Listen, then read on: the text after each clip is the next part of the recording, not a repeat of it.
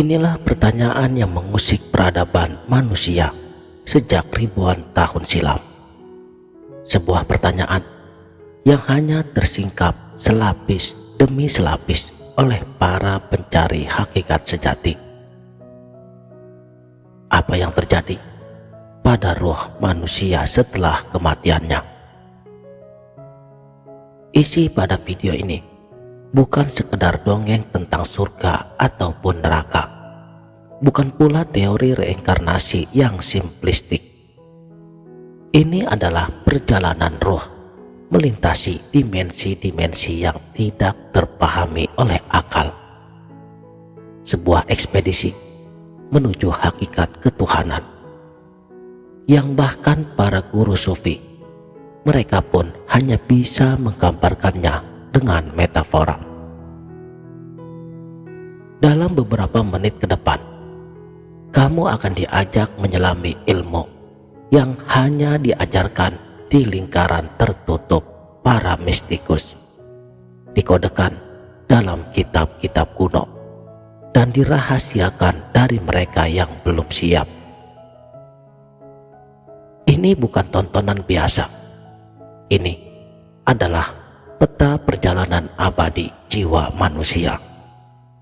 Pengetahuan yang akan mengubah cara kamu memandang hidup ini, kematian, dan hubunganmu dengan Sang Pencipta untuk selamanya.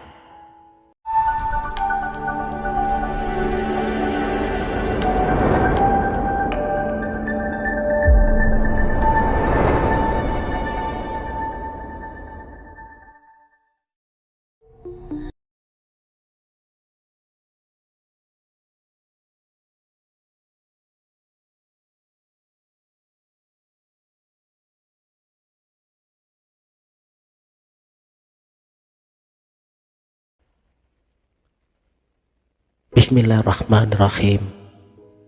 Assalamualaikum warahmatullahi wabarakatuh. Salam Sang Sejati.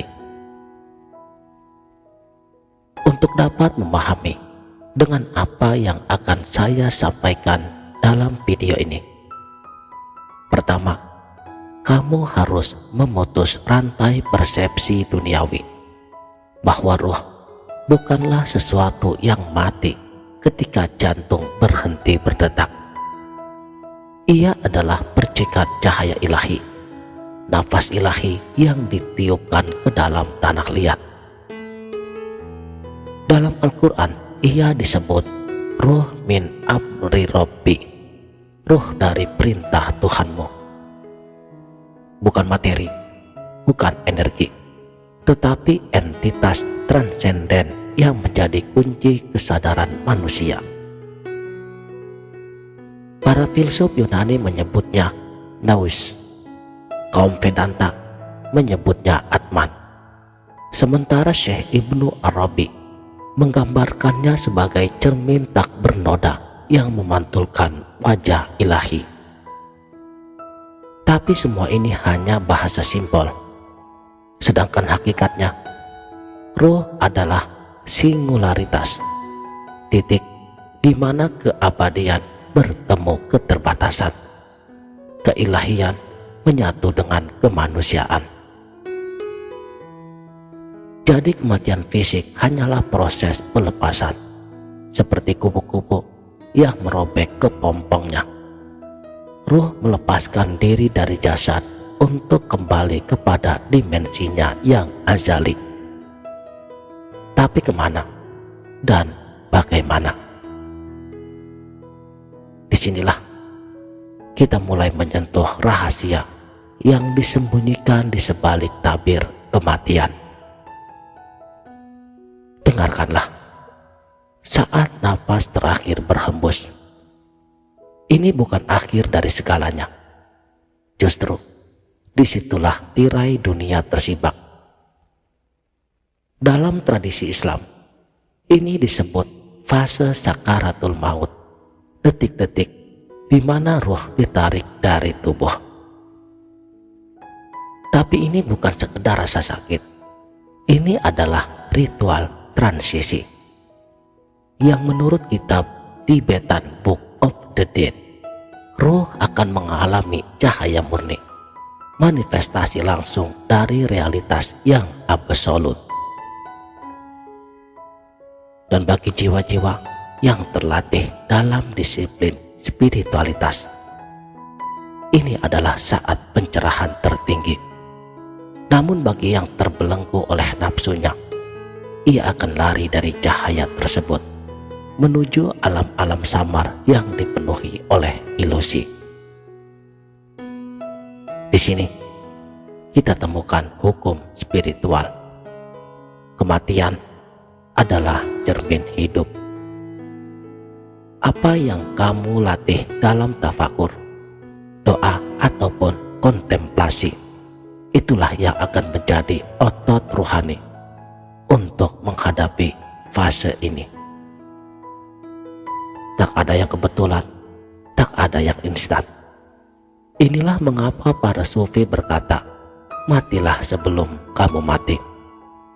Latihlah pelepasan diri selagi masih bernapas. Setelah melewati sakaratul maut, ruh kemudian memasuki alam barzah. Bukan surga, bukan juga neraka, tapi dimensi metaforis, di mana waktu dan ruang berperilaku aneh. Satu hari di sana bisa setara dengan ribuan tahun waktu di bumi. Tapi kalkulasi ini bukan soal matematika. Ini adalah tentang keadaan kesadaran diri.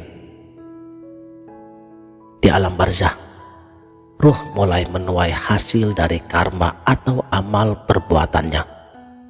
Tapi jangan bayangkan hukuman ataupun hadiah fisik, karena di sini hukumnya adalah hukum resonansi. Ruh yang penuh cahaya, ia akan tertarik ke surga rohani, tempat di mana ia bisa merasakan kedekatan dengan Tuhannya. Sementara ruh yang gelap akan terperangkap di dalam kawah kesadaran buatannya sendiri, seperti ilusi, mimpi buruk dan keterpisahan dari sumber cahaya. Tapi ada rahasia yang jarang diungkap. Di alam barzah, ruh ternyata masih bisa berevolusi.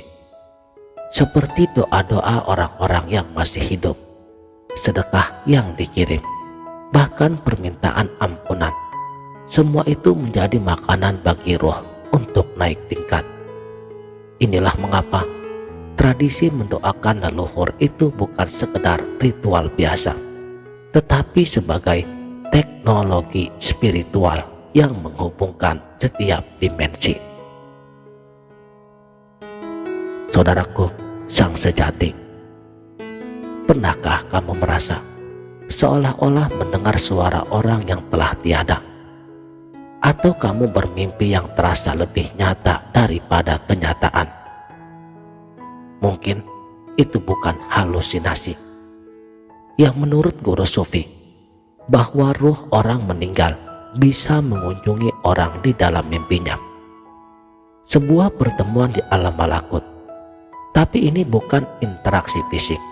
Ini hanya pertukaran informasi melalui bahasa cahaya.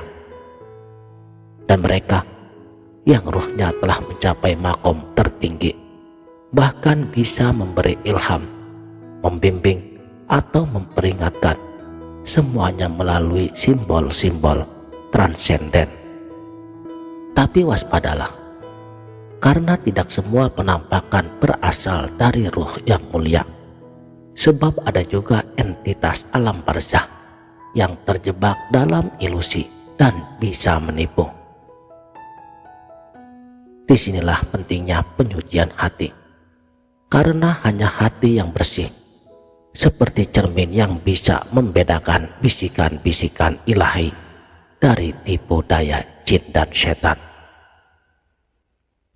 Dan pada akhirnya, semua ruh akan dipanggil menghadap hadirat ilahi. Di dalam Kristen, ini disebut pengadilan terakhir. Di dalam Hindu, moksa. Tapi semua istilah ini merujuk pada satu kebenaran, penyatuan kembali kepada segala sumber. Innalillahi wa inna ilaihi raji'un. Tapi bagaimana? Ruh akan melalui 7 lapis langit kesadaran, yang di setiap lapisannya ia harus melepas segala atribut keduniawian, ego diri, identitas, bahkan ingatan. Proses ini disebut fana fillah, peleburan diri di dalam kehendak ilahi. Dan pada puncaknya tidak ada lagi aku, yang ada hanyalah ana al-haq, akulah kebenaran, yang bukan penyatuan fisik melainkan kesadaran bahwa ruh selalu menjadi bagian dari Tuhannya, seperti ombak yang tidak pernah terpisah dari lautan. Lalu apa gunanya mengetahui semua ini? Apakah sekedar untuk memuaskan rasa ingin tahu? Tidak, karena ini adalah navigasi eksistensi. Dan jika kamu paham bahwa kematian hanyalah pintu, maka kamu akan hidup dengan cara yang berbeda. Setiap amal bukan untuk mengumpulkan pahala, tetapi untuk memoles cermin rohani agar bisa mengenal Tuhannya. Setiap dosa bukan sekedar pelanggaran, tapi kotoran yang mengaburkan eksistensi cahaya ruh.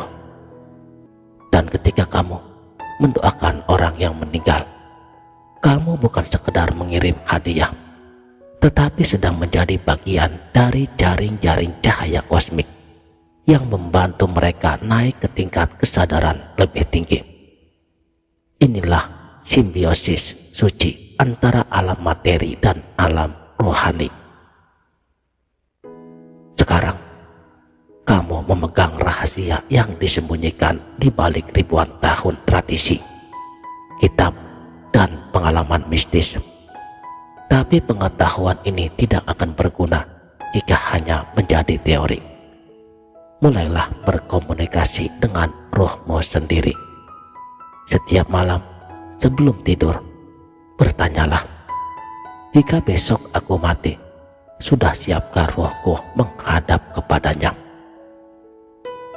Latihlah pelepasan diri ini, berbanyak kontemplasi, dan jadikan setiap detik hidup sebagai latihan untuk mati dengan mulia. Karena pada akhirnya, hakikat ruh orang yang meninggal adalah cermin bagi kita semua, bahwa kita bukanlah tubuh ini, bukan pola pikiran ini. Kita adalah cahaya ilahi yang sedang berpetualang di semesta materi, dan kematian hanyalah pintu pulang ke rumah abadi. Demikianlah, mudah-mudahan video ini dapat bermanfaat dunia dan akhirat. Wabillahi taufik wal hidayah. Wassalamualaikum warahmatullahi wabarakatuh.